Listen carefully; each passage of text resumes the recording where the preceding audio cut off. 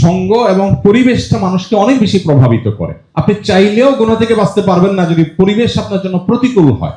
এই জন্যই খুঁজে খুঁজে খুঁটে খুঁটে অনুকূল পরিবেশটা নিশ্চিত করবার চেষ্টা আমাদেরকে করতে হবে, যে আমি কিভাবে গুনাহ থেকে বেঁচে থাকার পরিবেশটা তৈরি করতে পারি। আপনার বাসা হবে মুত্তাকি, পরহেজগার, আল্লাহ ভীরু এই মানুষগুলোর আশেপাশে।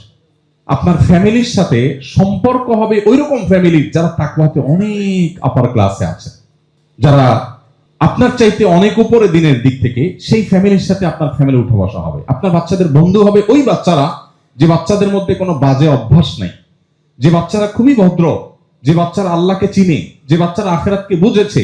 বিশেষ করে আমরা এখন যে বিশ্ব বাস্তবতার মুখোমুখি, চতুর্পাশে ওই যে গুনাহের কাঁটা, হাজার হাজার গুনাহের কাঁটা পরিকল্পনা করে এমন ভাবে সেট করা হয়েছে, এটা গাছের কাঁটা মতো না যে র্যান্ডম পড়ে আছে, বরং আমাকে এই কাঁটা ফোটাবার জন্য নানান আয়োজন আছে। এখান থেকে বাঁচাটা সহজ বিষয় না। গতানুগত কিছু কাজ, একটু নামাজ পড়লেন, রোজা রাখলেন, একটু হজ যাকাত দিলেন, একটু দাড়ি রাখলেন, একটু মহিলারা পর্দা করলেন, এই কাজগুলো অনেক কঠিন কাজ না।